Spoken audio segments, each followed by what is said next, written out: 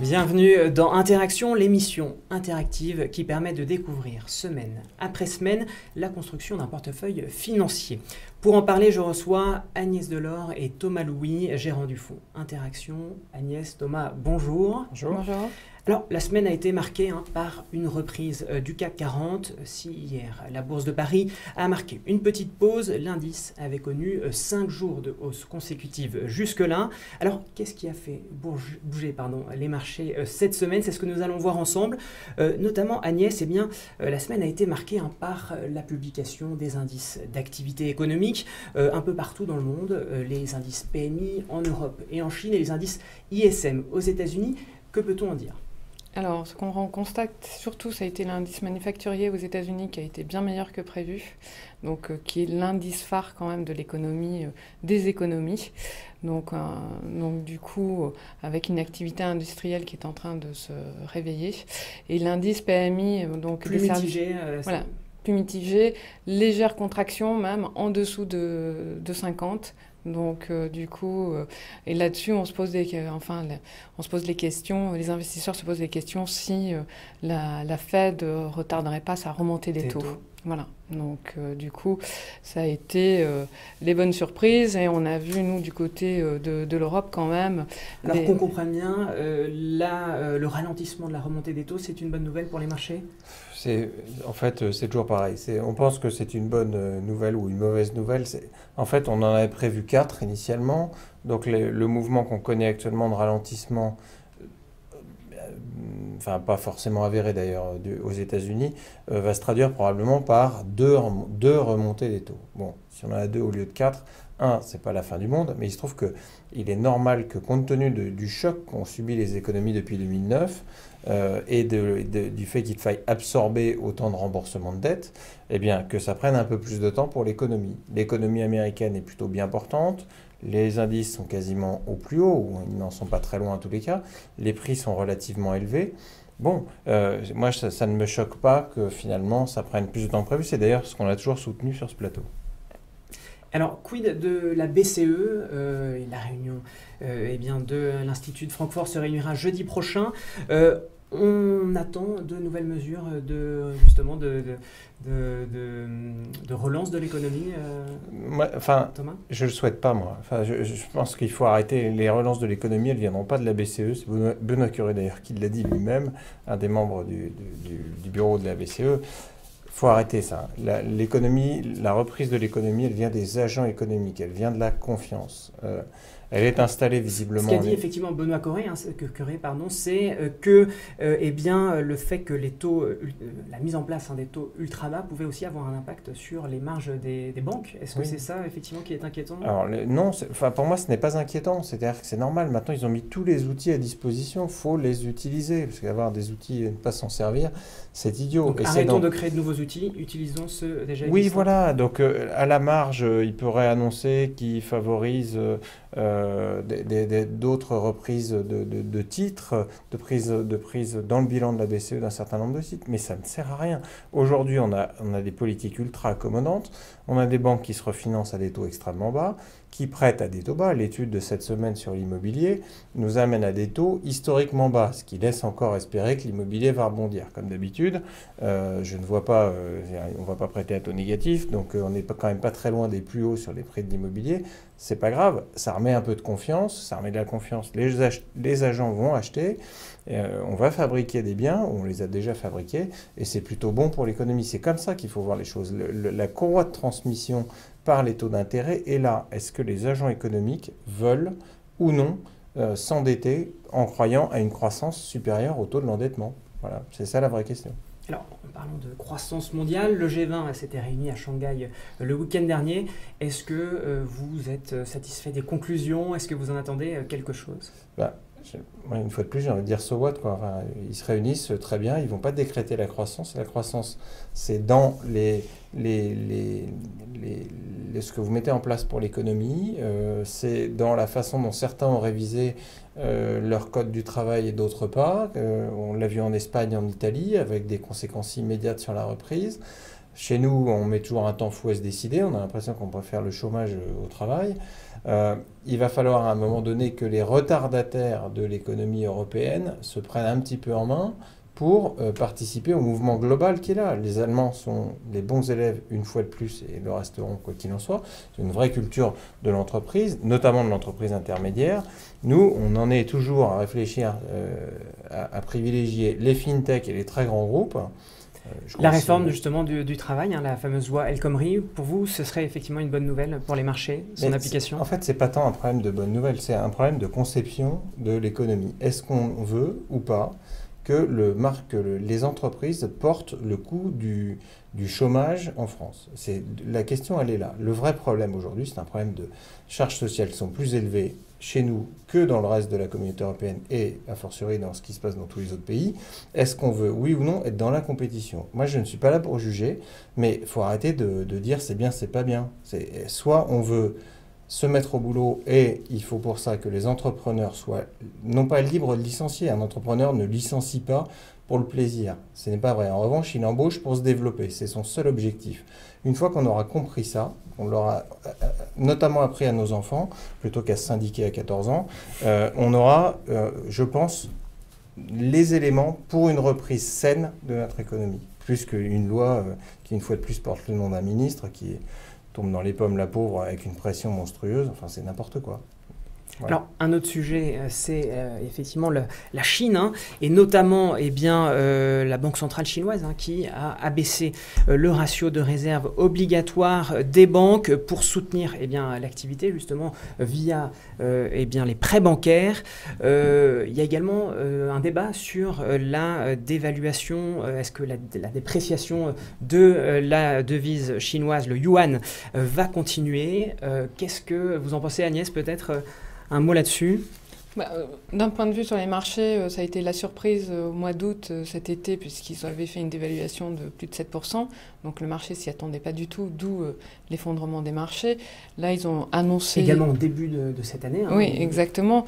Donc, comme Thomas en parlera, notamment avec les graphiques, il n'y a pas vraiment de dévaluation actuellement. Donc voilà, mais c'est une pression qu'ils veulent faire pour vis-à-vis du FMI. Alors justement, on peut peut-être aller sur un des graphiques que nous a préparé Paul, dont il a le secret. Alors, ce que vous dites en effet, c'est que la dévaluation, en fait, elle n'est pas vraiment réelle, la dévaluation du yuan. C'est plutôt les autres monnaies qui s'affaiblissent, c'est ça? Exactement, enfin certaines d'entre elles, notamment l'euro et le yen notamment. Alors si on peut montrer effectivement à l'écran pour voir... Le graphique qui s'intitule 2 août 2011, crise monétaire et systémique, qui vous a dit que le yen dévaluait? C'est le graphique que nous a préparé Paul et que je suis chargé de commenter, dans lequel on voit finalement que depuis quelques temps, vous avez le yuan qui est matérialisé par cette droite orange, et vous voyez le dollar par exemple qui s'apprécie relativement au yuan. Dès lors que la devise est au-dessus, elle s'apprécie contre le yuan, dès lors qu'elle est en dessous, donc le yuan ne bougerait pas, mais ce sont les autres monnaies qui, elles, fluctuent. Voilà, on compare le yuan aux autres monnaies, et qu'est-ce qu'on constate? On constate sur la deuxième ligne, le mouvement sur la livre, normal compte tenu de ce que nous annoncent nos amis anglais, un Brexit éventuel, c'est pas bon pour la devise.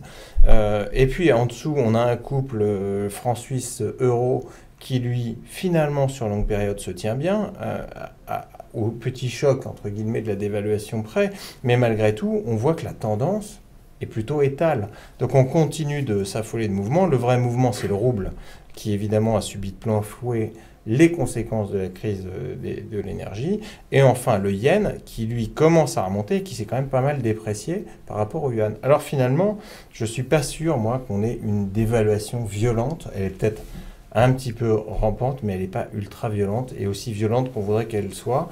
Les Chinois doivent doivent basculer dans une nouvelle économie qui est une économie de consommateurs. On en parlait en préparant cette émission, contre une économie de producteurs. Il va donc falloir favoriser la consommation. L'évolution des ratios bancaires récentes va dans ce sens. La bulle immobilière est plutôt contrôlée, la bulle boursière l'est aussi. Il faut désormais orienter l'argent vers la consommation. Et c'est d'ailleurs ce qu'ils vont tenter de faire, tout en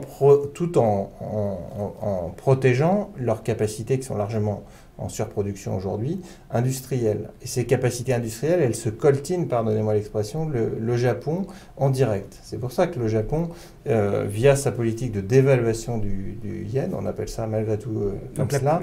Le Japon est vraiment, lui, en politique de dévaluation de sa monnaie. Alors oui, ça a été assez agressif comme mouvement, et c'est là où on s'est tous demandé si le mouvement des banques centrales n'était pas en train de se déliter, qu'il n'y avait plus un intérêt commun finalement, et que ce n'était pas chacun pour soi. Je ne le crois pas. Je crois beaucoup plus au fait que le yen et donc la banque centrale japonaise, la Bank of Japan, se bat contre, entre guillemets, l'Europe sur les valeurs industrielles, automobiles notamment, et que c'est là le vrai sujet. C'est l'automobile japonaise contre l'automobile européenne. Parce que, alors, justement, parlons de l'euro. L'euro est plutôt, justement, faible en ce moment, sauf face au yen, c'est ça que vous dites? Oui, exactement. C'est l'objet du deuxième graphique. L'euro n'est pas mort, loin s'en faut, mais par contre, l'euro subit les conséquences d'une croissance faible. On n'achète pas de devises quand les croissances annoncées ne sont pas au rendez-vous. Donc, normal que ce soit relativement faible. En revanche, il est en concurrence directe, notamment en matière industrielle avec le yen. Et conséquence justement d'une guerre industrielle, notamment dans le secteur automobile, entre le Japon et l'Europe? Ah bah exactement. Enfin, c'est une façon, on grossit évidemment le trait pour les besoins de la pédagogie, mais oui, c'est un des éléments importants. Le Japon se bat en ce moment contre l'Europe pour partir à la conquête du monde, bénéficier de l'affaiblissement, du renforcement du dollar qui a rendu compétitif un certain nombre de produits européens et qui prend les marchés. Bon, on voit à l'extrême qu'en Europe, les pays qui prennent le plus le marché sont l'Allemagne, l'Italie dans une certaine mesure, la France comme d'habitude en retrait. Bon, ça, il ne faut pas s'étonner, on ne veut pas faire les réformes dont on parlait. Et puis, à l'autre bout de la chaîne, vous avez des Allemands qui, eux, continuent et qui, d'ailleurs, ont augmenté à tel point que les États-Unis sont devenus le premier partenaire commercial des Allemands devant la France, ce qui était historique, ça a basculé cette semaine. Eh bien, c'est les conséquences d'un dollar fort qui a bénéficié à l'économie allemande, beaucoup plus d'ailleurs qu'à l'économie française, par exemple. Donc, ces mouvements, l'euro, évidemment, n'est pas mort, parce qu'il est tiré essentiellement à la hausse par les Allemands et à la baisse par ceux qui ne veulent pas faire les réformes. Est-ce que c'est une bonne chose ou une mauvaise chose? Je ne sais pas, à vrai dire. Ce que je sais simplement, c'est que notre concurrent, qui est le yen, et le Japon essaie de tailler des croupières et que nos industries pourraient en pâtir. Et quid de la livre sterling? Ah, super. La livre sterling, c'est le troisième graphique. Elle se déprécie face à l'euro, au yen et au dollar. Alors comment expliquer ce mouvement? Écoutez, quand vous annoncez que vous sortez de l'Europe, vous mettez une incertitude. Est-ce bien, pas bien? On a jusqu'au mois de juin pour se décider. Mais ce que je vois, moi, c'est qu'un certain nombre de grands acteurs, notamment industriels et ou dans les services, ce qui est beaucoup plus grave pour les Anglais, commencent à annoncer que ça va être une catastrophe. Emmanuel Macron, qui voulait rigoler contre Boris Johnson, a annoncé qu'il déploierait un tapis rouge. Bon, c'est des bonnes blagues, on se marre bien à ce niveau-là. A annoncé qu'il déploierait le tapis rouge pour les banquiers anglo-saxons, qui risquaient d'ailleurs plutôt de partir en Irlande.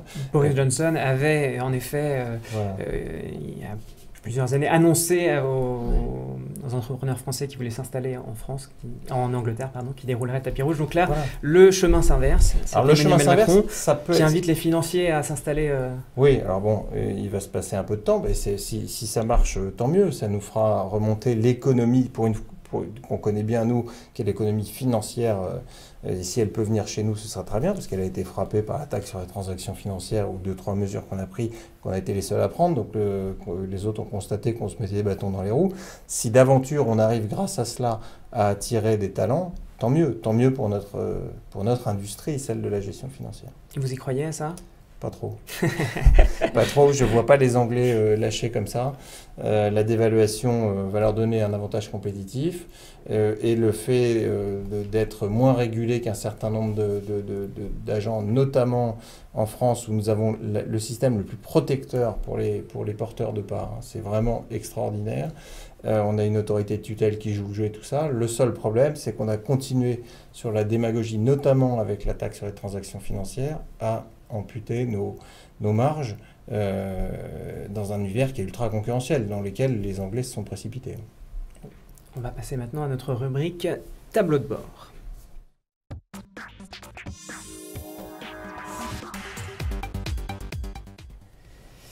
Et on commence par le tableau global des feux. Alors, je ne sais pas qui commente ce tableau, Thomas. Et oui, c'est encore moi, désolé pour Agnès, mais elle parlera des titres tout à l'heure. On a deux indicateurs qui reviennent ou passent à l'orange. Le stress de refinancement, c'est normal, compte tenu des incertitudes qu'on a sur les banques centrales. Et puis, compte tenu des taux qui sont pratiqués, on a un stress de refinancement en entrant en terre inconnue un petit peu, avec des taux négatifs pour certains. Ensuite, la dynamique des corrélations qui s'arrange. Ça se calme sur les marchés, on l'a vu, hein, on est dans un rebond depuis le plus bas d'environ 11 à 13%, suivant la police, suivant les manifestants. Donc, ce qui est assez intéressant, c'est de voir que ça se calme. Et donc, le stock picking va reprendre le dessus, alors qu'on va le voir d'ailleurs dans les performances du fonds. Là, pour l'instant, les mouvements qu'on avait étaient soit des mouvements indiciels, soit sectoriels, sans de réel fondement de notre point de vue. Voilà. Alors, l'indicateur de la semaine, c'est la baisse de l'aversion au risque. Alors, ce n'est pas forcément une bonne nouvelle, puisque ça signifie qu'au premier signe négatif, il y aurait de plus forts retournements. Finalement, c'est le paradoxe. Voilà.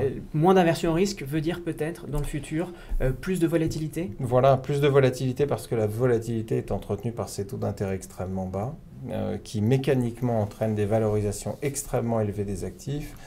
Je ne parle pas simplement des actifs boursiers, mais des actifs immobiliers, par exemple, qui sont à des taux extrêmement élevés, enfin à des niveaux de prix extrêmement élevés. Et donc, cet indicateur qui repasse au vert, ça veut dire que les agents sont prêts à reprendre du risque, malgré tout. C'est bon à court terme.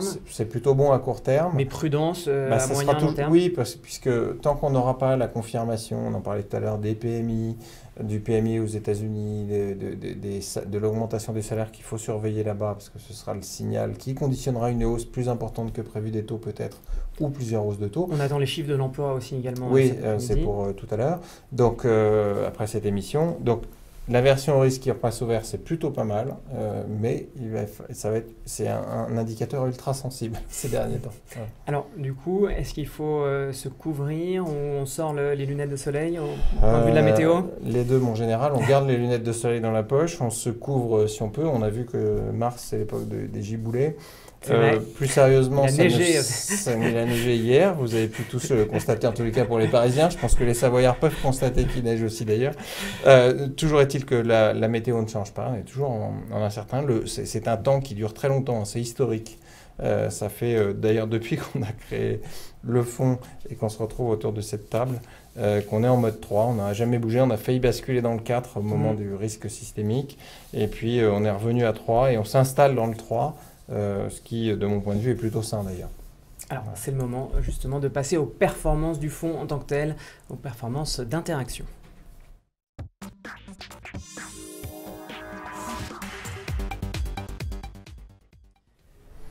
Alors, on va, Agnès, regarder avec vous dans un premier temps, effectivement, la performance globale d'Interaction par rapport au CAC 40, et ce, depuis le début de la semaine. Depuis le début de la semaine, donc on sous-performe, notre indice de référence. Le marché hier soir a fait 2,35 de hausse.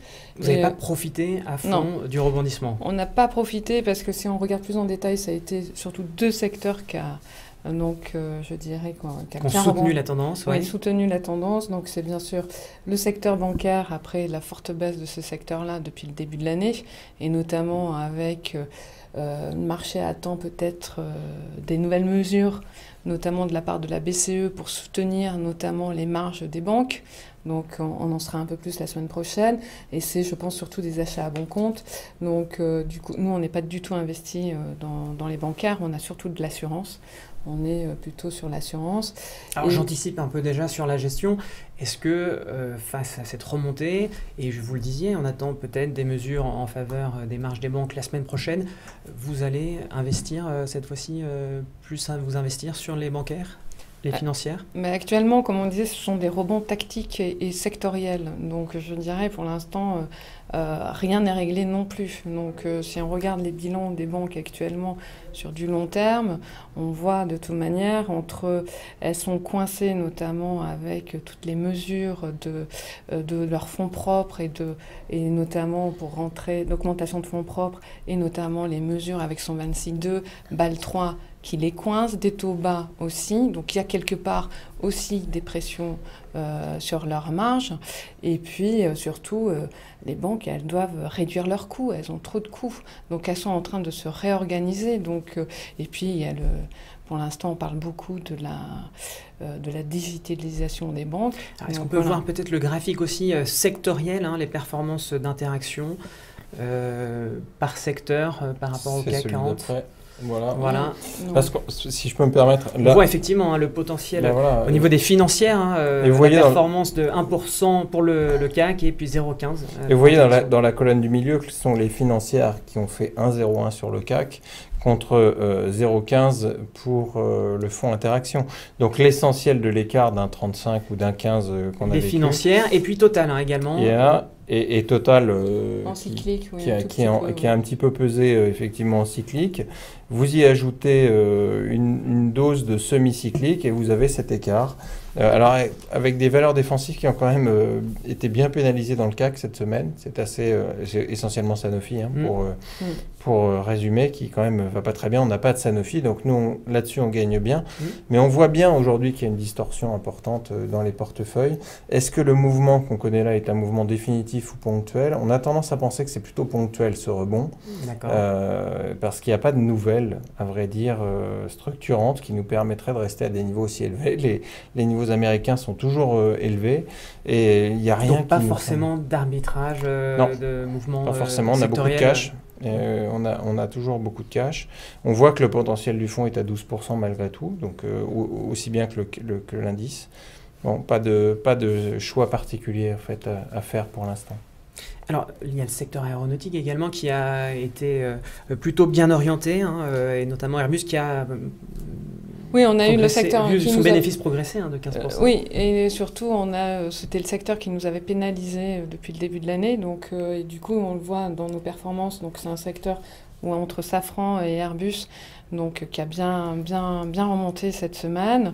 Il faut dire que depuis le début de l'année, c'est un secteur qui avait été pénalisé, notamment avec la faiblesse du dollar.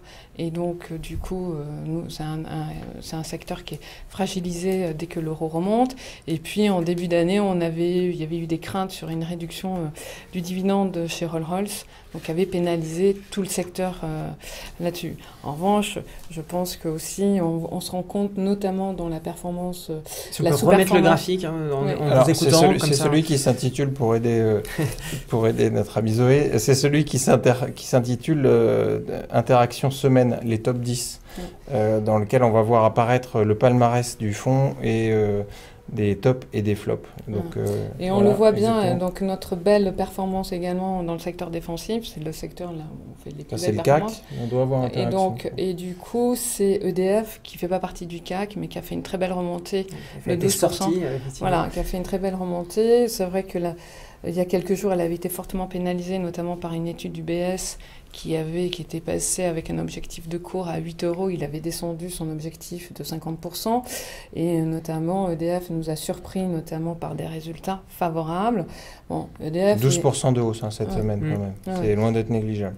Exactement. Bon, je pense qu'EDF doit, de toute manière, dans les années à venir, doit se moderniser et surtout faire un plan, renouveler son parc nucléaire et faire un plan d'économie. C'est surtout ça, parce que sur le passé, on a commencé à perdre des parts de marché par rapport aux Chinois, ce qui a pas mal pénalisé EDF. Mais du coup, on joue la restructuration et on croit toujours au parc nucléaire d'EDF. Et puis, on commence surtout à y voir un peu plus clair dans ce que va devenir le dossier Areva, qui est quand même une belle épine dans le pied.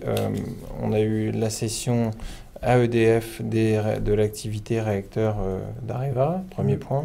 Et il en reste encore un petit peu. Qui va mettre les 5 milliards? A priori, on a une garantie de l'État. Moi, je crois qu'il y a un actionnaire qui arrivera extérieur, qui participera à l'augmentation de capital. Intuitivement, si les Chinois construisent bien les 100 centrales nucléaires dont ils ont parlé au moment de la COP 21, eh bien, ce sera une très bonne nouvelle, entre guillemets, pour EDF. On aura un partenaire naturel, et pour Areva et pour EDF, et donc ce sera un moyen de connaître un beau parcours sur EDF. Je rappelle qu'en 1994, tout le monde l'a oublié, mais EDF a progressé de 94%. Oui, c'est vrai. Donc ça peut arriver. Ça peut arriver, voilà. Et dans les flops de la semaine, on avait Eiffage et Lagardère, rien de bien méchant. avec des baisses de 2 à 2,73%. Je pense que c'est pas un sujet, on va dire. Voilà. On voit, c'est surtout les valeurs, on va dire, les valeurs qui sont des valeurs qui sont comme Veolia, Thales, qui sont des valeurs dites défensives, mais qu'on fait de très belles progressions l'année dernière. Donc dans des marchés de rebond technique et d'achat de bons comptes, c'est pas celles-ci qu'on vient chercher, puisqu'elles sont sur des plus hauts. Et puis, il y a eu les valeurs quand même liées aussi au pétrole, aux matières premières, et en particulier au pétrole. Voilà, comment ça a évolué, effectivement, si on regarde un peu plus dans le détail. Total a bien remonté, donc on en a, mais moins que la pondération de l'indice CAC 40. Donc, si vous voulez, ça nous contribue négativement. Donc, en relatif, oui, c'est pas terrible. Voilà. En absolu, c'est pas mal, voilà. Puisqu'en absolu, ça fournit 0,20 de contribution, mais on perd 0,14 puisqu'on en a moins que l'indice CAC 40. Donc ça nous pénalise. Il y a eu une reprise aussi de toutes les parapétrolières qui se sont plutôt bien tenues. Et ne nous trompons pas, par rapport au point bas, le Brent a progressé de 13%, soit d'ailleurs à peu près autant que l'indice CAC. On avait dit aussi ici que le catalyseur, en tous les cas, le soutien à minima serait le pétrole. On le retrouve, c'est bien lui qui soutient tout le marché. Aujourd'hui, le marché corrige des aberrations. Les entreprises financières, notamment, avaient baissé de 28 à 30%, là où le marché avait perdu 12%. Donc elles ont rattrapé. On a un petit retour à la moyenne. Mais au moment où on parle, il n'y a pas non plus une tendance extraordinaire qui se dessine. Les niveaux actuels du pétrole sont des niveaux importants. Si on arrive à les tenir, le marché peut tenir. On peut avoir une correction, de mon point de vue, encore ponctuelle sur le pétrole de 10%, qui nous ramènerait sur une correction technique du CAC. Et là, il serait temps de racheter de façon importante. C'est pour ça d'ailleurs qu'on a autant de cash dans le fond. Alors justement, vous parlez de racheter. On va rentrer maintenant dans le concret des arbitrages sur les valeurs.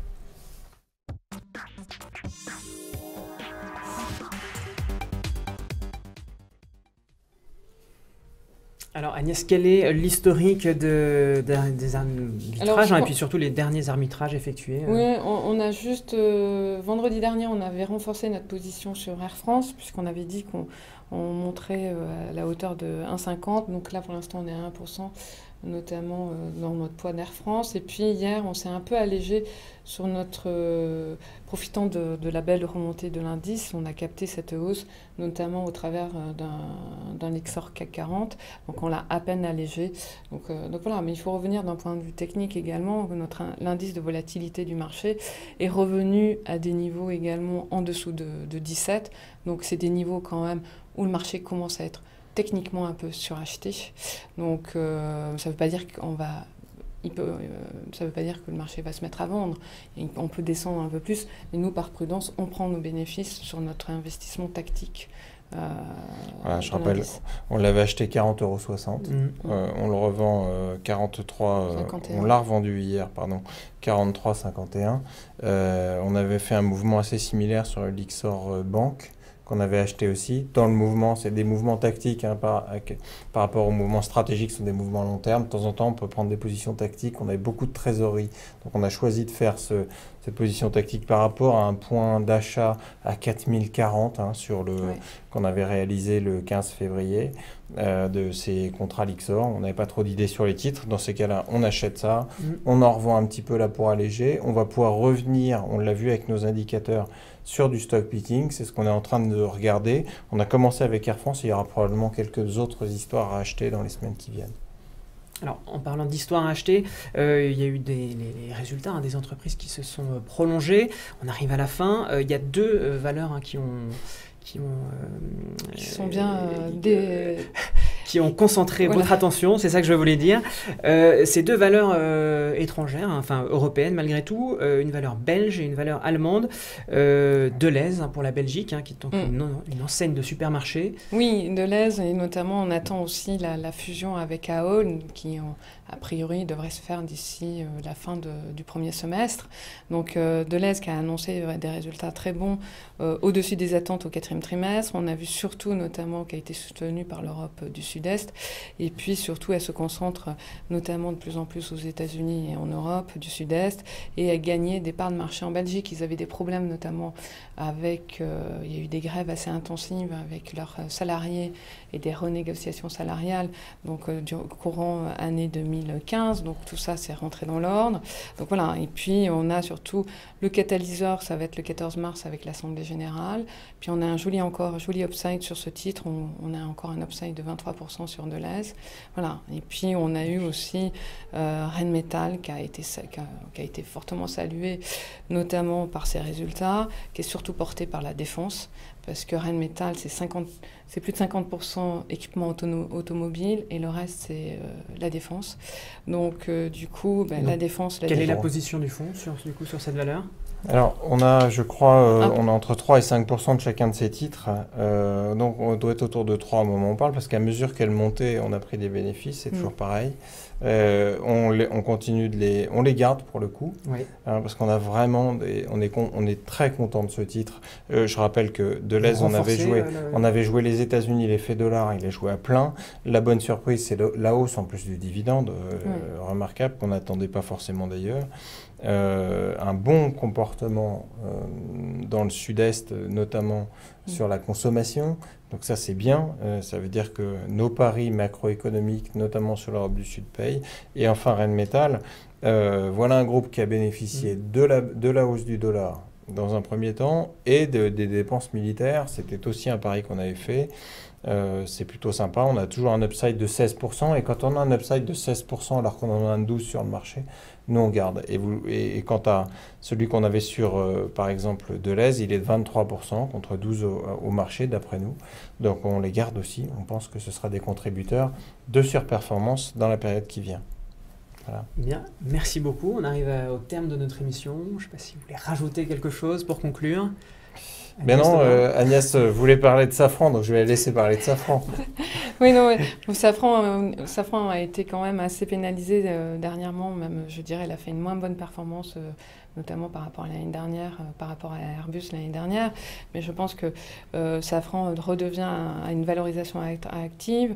Et puis on attend aussi notamment une présentation du management, donc le 14 mars également. Donc on attend beaucoup de cette présentation-là, notamment. Et puis ils ont un carnet de commandes quand même qui est bien fourni pour les quelques années à venir. Alors puisqu'on est vraiment dans les arbitrages, dans notre rubrique gestion, alors qu'est-ce que ça veut dire que vous allez racheter du Safran, renforcer votre position? Safran, on a déjà un joli poids, on a 2 et quelques, donc je dirais...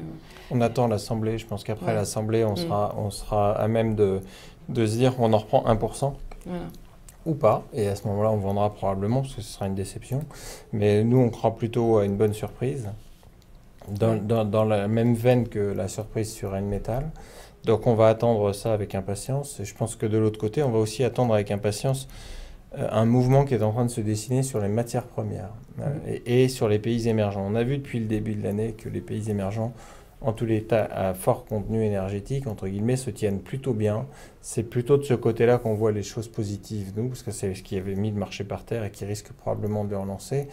Et comme l'avait analysé parfaitement Agnès, l'indice des matières premières, en 3 ans, il a perdu 34%. C'est monstrueux, c'est le seul indice en hausse depuis le début de l'année. On est probablement dans quasiment un catalyseur pour d'autres, non pas nouvelles aventures, mais en tous les cas un rebond qui devrait se confirmer. C'est probablement un choix un petit peu divergent de ce que font tous les gérants aujourd'hui, mais nous qu'on va regarder, ça c'est sûr. Bien. Merci beaucoup, à la semaine prochaine et vous retrouverez à ma place Thomas Blard. À la semaine prochaine.